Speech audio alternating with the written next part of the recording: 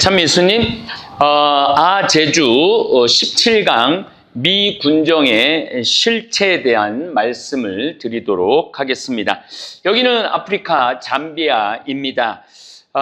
제가 이 제주를 40강을 지금 준비를 해놨는데 중간에 끊기면은 우리 다볼사이버 교우들이 이 긴 공부를 하는데 조금 방해가 될 것 같아갖고 무리를 해서 녹화를 지금 하고 있습니다.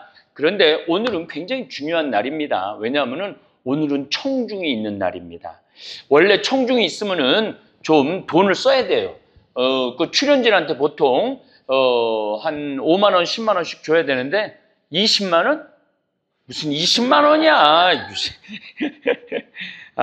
이제 오늘은 미 군정의 실체, 제주도 초토화 작전을 지시하고 극찬한 사람이 누구냐면은 미군이에요.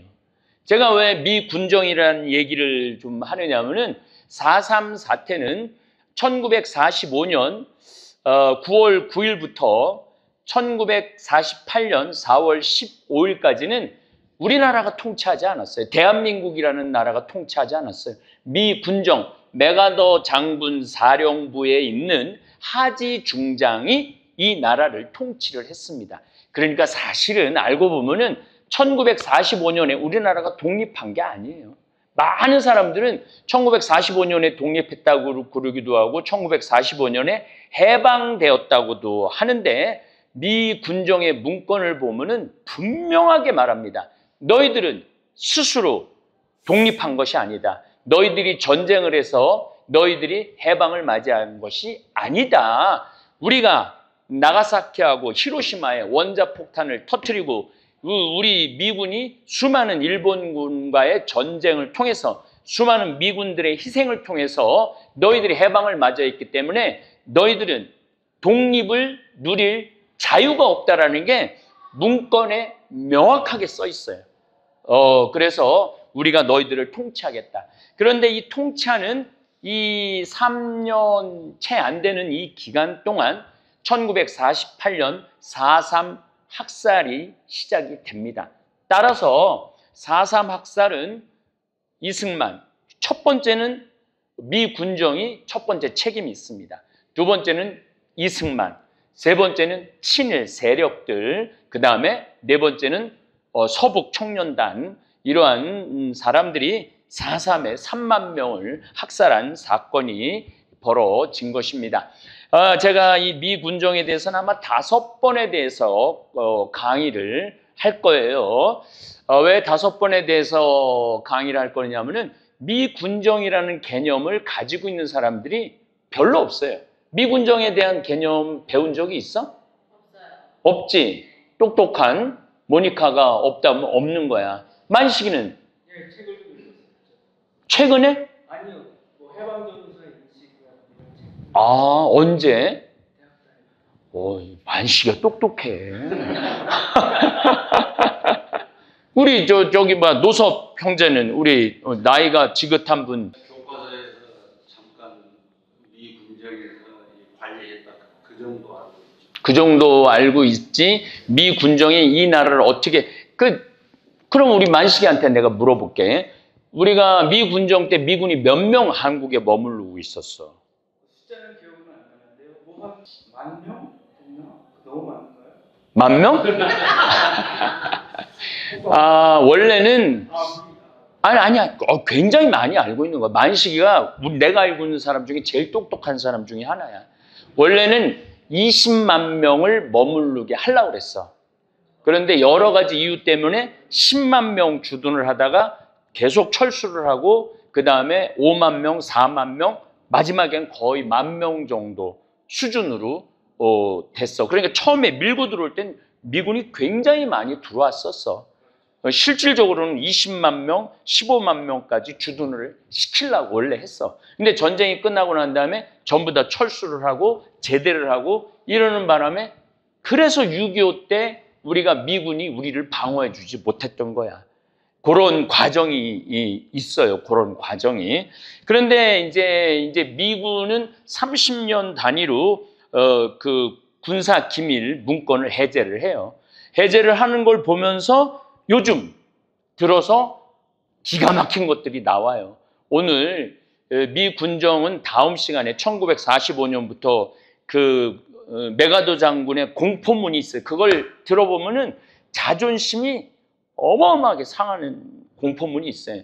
그거는 이제 다음 시간에 제가 하고, 주한미군 군사 고문단장 로버트 준장이 그 개인 편지 공안철 목록에 보면은 1949년 1월 28일자 문서에 친일부, 그러니까 친일 장군의 최병덕 장군에게 보내는 편지가 나옵니다.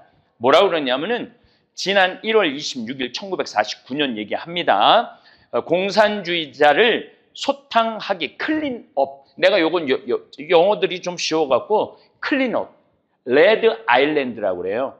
레드, 그러니까 제주도를 빨갱이 섬이다. 그거를 클린업, 씻어버리는 거지. 하기 위해서 대한민국 육군과 해군 명령서의 번역본을 받았으며, 이러한 목적을 위해 제주로 한 개의 대대를 이동하겠다는 계획을 전달받았다.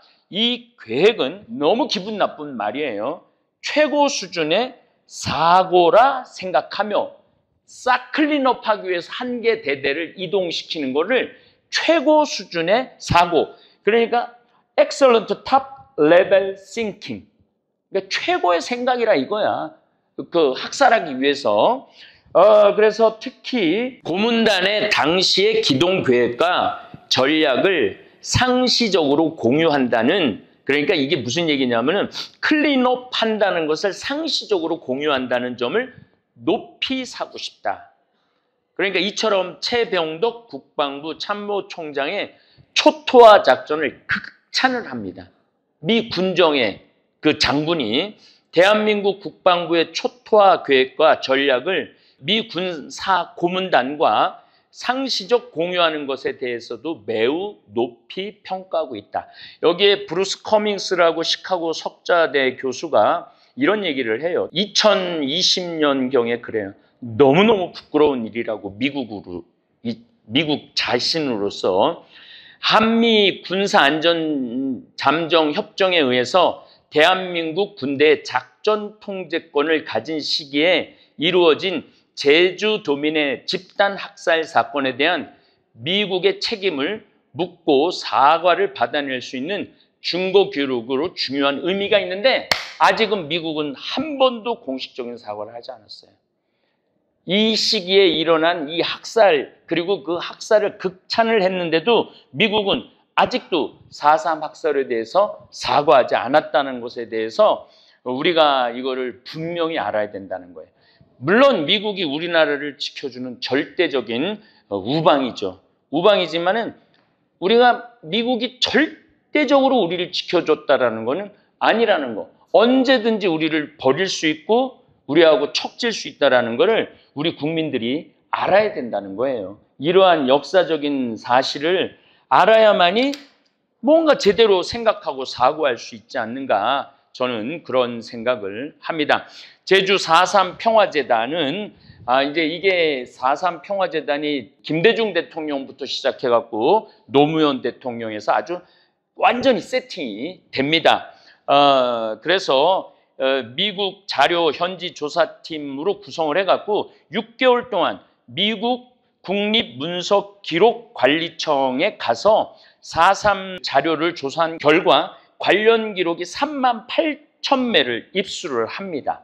그래서 그동안 이렇게 4.3 사건에 대해서 덮여 있었던 것이 노무현 대통령에 와서 완전히 오픈이 되기 시작을 해요. 노무현 대통령. 그전에는 4.3이 빨갱이 레드 아일랜드 섬이라고 그러고 공산당 섬이라고 그렇게 치부를 했는데, 이게 얼마나, 제가 좀 더 계속 설명을 드릴게요. 주한미군 정보 참모부 작전 그 일지 보고서에서도 여기서 이제 우익 세력의 야만적인 제주도민 학살 행위에 대한 미 군정 사령관 하지 중장, 우리나라를 실질적으로 지배했던 하지 중장은 사실은 굉장히 이 제주도민 편에 섰던 사람입니다. 답변과 달리 미군은 1949년 2월 22일 제주도의 민보단이 76명의 주민들을 창으로 찔러 살해했는데 이러한 잔혹행위에 대한 한국의 고위 관계자들의 주의를 줄 필요가 있다. 이것도 굉장히 중요한 문건이에요. 형사적 책임을 물어야지. 주의를 줄 필요가 있다. 이 정도로 사건을 마무리함으로써 군인과 경찰 등 공권력에 대해서 무책임하게 대응을 하고 주의를 줄 필요가 있으니까 계속 죽일 수가 있는 거야. 그래서 계속적인 학살 사건이 이어졌던 것이죠. 그러니까 군사적인, 법적인 그런 절차가 4.3 사건에서는 없었던 거예요. 미국 극동사령부 정보요약 문서인 1949년 7월 21일자에 유재흥 대령의 귀순 공작과 사면 정책에 의해 하산한 사람들도 여기서 참 공산주의자로 무조건 몰아세워. 2,000명의 공산주의자들에 대한 재판이 제주도에서 진행되었는데 350명이 사형을 받고 1,650명이 종신형을 선고받아요. 그런데 실질적으로는 내가 정확하게 이제 이 자료를 좀 찾아봐야 되는데 트루먼 대통령한테는 78,000명이 죽었다고 보고를 해. 맞아. 트루먼 대통령 때 보고를 하는데 이게 아마 가장 정확할 거야. 78,000명 죽은 게. 그러니까 공식적으로는 14,500명, 우리는 3만 명, 실질적으로 미 정보기관에서는 78,000명을 그 보고를 해. 이게 어마어마하게 다 죽인 거지. 그러니까 3명 중에 1명 죽인 거니까. 근데 이제 이게 죽는 과정이 요거는 이제 뭐 강의에 들어갈 필요가 없지만은 전부 다 공산주의로 몰아갖고 어떻게 하느냐면 전국 교도소로 다 보내. 전국 교도소로 다 보내면서 6.25 전쟁이 터지면서 거기서 다 죽여. 거기서 다 죽여. 이 사람들이 민간임에도 불구하고 군사재판을 받았어. 민간인인데 군사재판을 받았어. 당시 형무소에 수용자 생활을 한 생존자들이 2019년 1월 대한민국 법원에 의해서 다 무죄나 다름없는 공소기각, 국가보상 판결을 받은 바 있어요. 그래서 여기서 희생된 사람 4명인가 가족이 그분이 여기다 3,000만 원을 기증을 한 거야. 그 보상비를 여기 초등학교 짓는데 써달라고. 그 돈을 함부로 쓰고 싶지 않다고. 어쨌거나 하여튼 이 시대는 무조건 공산주의자로 규정해서 불법적인 재판과 가혹행위를 가했음에도 불구하고 미군은 대한민국 군인들의 불법적인 행태를 묵인을 합니다. 책임을 묻지 않아요. 그러니까 나는 이 미 군정에 대해서 상당히 불만이 많은 사람이에요. 많은 사람들은 미군이 우리를 해방시켰다고 이렇게 표현을 하는데 미군이 우리를 해방시킨 게 아니에요. 미군이 우리를 해방시킨 거는 6.25 전쟁 때 우리를 해방시켜 준 거예요. 그것도 더 깊이 들어가 보면은 우리 대한민국을 해방시키기 위해서 해방시킨 게 아니고 소련에 척을 져서 그 선을 긋고 싶었던 거야. 더 이상 공산주의가 그 미국의 주축으로 하는 공산주의가 더 이상 침해받지 않는 최후의 보루가 대한민국이었던 거예요. 최후의 보루가. 그래서 어마어마한 투자를 했던 거죠. 물론 그 덕에 우리나라가 살아난 것도 우리가 받아들여야 하는 것입니다. 1948년 7월 2일 미국 국무부 문서를 보면은 하지 중장의 정치고문 제이콥스가 6월 15일 제주도를 방문해서 최고 지휘관 로스웰 브라운, 이 사람도 굉장히 중요한 사람이에요. 대령의 보고를 바탕으로 작성한 제주도 소요 사태에 대한 보고서에 제주도민의 80%가 공산주의와 관계되어 있거나 공포 때문에 그들과 그러니까 실질적으로는 제주도민의 공산 인민위원회, 박헌영이 주도하는 인민위원회에 가입한 사람들은 한 2만 명에서 2만 5천 명씩 없었던 건 아니에요. 그리고 남한의 10%는 어느 나 충청도나 전라도나 경상도나 뭐 다 공산주의자들이 있었어요. 다 공산주의자라고 해서 빨갱이가 아니고 35년 동안의 일제강점기 동안 너무나 착취를 많이 당했기 때문에 모두가 평등한데 왜 지주가 있어야 되느냐? 그러면서 그 공산주의 이론에 동의를 한 것이지 우리가 생각하는 새빨간 빨갱이는 아니었다는 거죠. 그렇지만은 이 브라운 중령은 뭐라고 얘기를 하냐? 80%가 빨갱이라는 규정을 하니까 클린업 정책을 쓸 수 있었던 것이죠.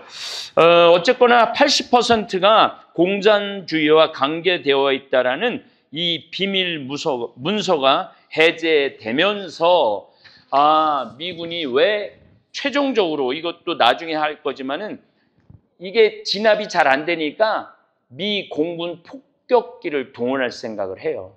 그 계획이 있었어요. 그래서 아예 그냥 도쿄 공습하듯이 내려 쏟아 부으려고 그러는 그런 계획도 있었습니다. 무서운 일이죠. 그런 것들을 우리는 잘 모르죠. 이승만은 내가 좋아하지 않는 이승만은 공산주의자는 통상의 법률적 방법으로 다뤄선 안 된다던 이승만의 인식과 브라운 대령과의 인식이 정확하게 맞아떨어집니다. 당시 이승만을 방문한 미국 국동부 사령부 해리 세웰 소령도 이를 동의를 합니다. 그리고 클린업 하는 데 있어서 유재흥 대령이 너무너무 잘했다고 계속 극찬을 하고 있습니다. 그래서 우리가 이러한 것으로 사실은 제주도민들이 당시에 한 2만 1,000명, 2만 2천 명 정도 있다가 광복이 해방이 되고 난 다음에 6만 명이 갑자기 몰려들어요. 그러면서 30만 명이 되죠. 그중에 공산주의자들은 실질적인 활동을 하는 공산주의자들은 10,000명도 채 되지 않았다고 그래요. 그런데 전체를 공산주의자로 몰아갖고 클린업 정책을 취했던 것이죠. 우리 미 군정에 대한 얘기를 그래서 다음 시간에 본격적으로 공부해 보도록 하겠습니다. 네, 감사합니다. 4.3이 그냥 제주도의 학살이 아니고 민주주의와 공산주의의 충돌이야. 그 다음에 가진 자와 가지지 못한 자의 충돌이고 육지와 섬의 충돌이야. 역사의 충돌이 4.3 사건이야 이게. 그래서 이거를 그동안 우리가 그러니까 우리 천주교도 반성을 많이 해야지. 왜냐하면 1950년대부터 중문성당에서 71명이나 죽었는데 그걸 입을 다물고 있었던 거야. 그러니까 노무현 대통령이 공식 사과하고 났는데도 제주교구가 물론 굉장히 그 강우일 주교님이 앞장서서 했는데 뭐라 그럴까 그런 이게 막연한 어떤 거지 이렇게 학적으로나 아니면은 논리적으로 그러한 것들을 거의 못했던 거 반성을 하는